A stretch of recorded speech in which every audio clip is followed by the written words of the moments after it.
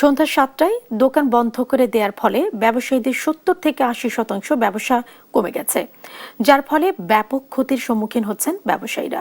এমনটি জানিয়েছেন বাংলাদেশ দোকান মালিক সমিতি।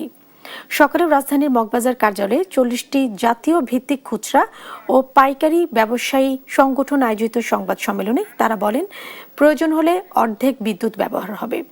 পাশাপাশি ১ বছরের মধ্যে বিদ্যুৎ ব্যবহারের অর্ধেক সোলারে নিয়ে আসবে। ব্যাটারি চালিত অটোরিকশা বিদ্যুৎ খাতে বড় প্রভাব ফেলছে। দাবি আদায়ে প্রয়োজনে রাস্তায় নামার হুঁশিয়ারি দেন তারা।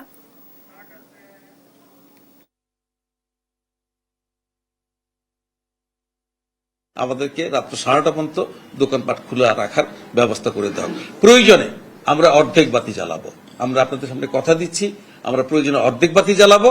সাথে সাথে এও কথা দিচ্ছি, আমাদেরকে 1টি বছর সময় দেন, আমরা প্রত্যেক মার্কেটে দোকান সময় আমরা সোলার বিদ্যুতের ব্যবস্থা গ্রহণ করব।